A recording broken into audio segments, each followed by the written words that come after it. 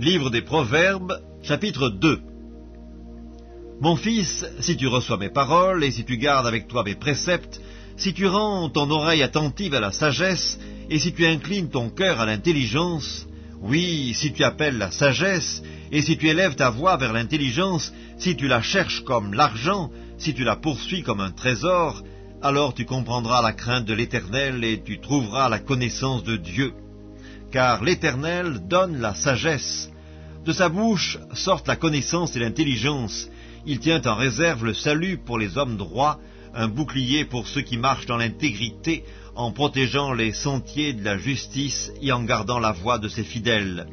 Alors tu comprendras la justice, l'équité, la droiture, toutes les routes qui mènent au bien. Car la sagesse viendra dans ton cœur, et la connaissance fera les délices de ton âme.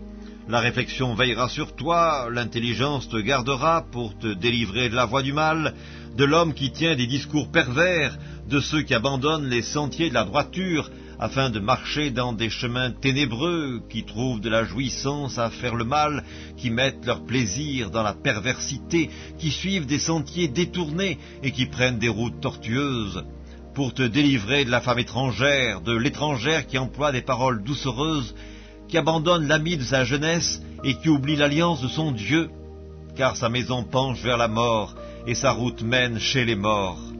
Aucun de ceux qui vont à elle ne revient et ne retrouve les sentiers de la vie.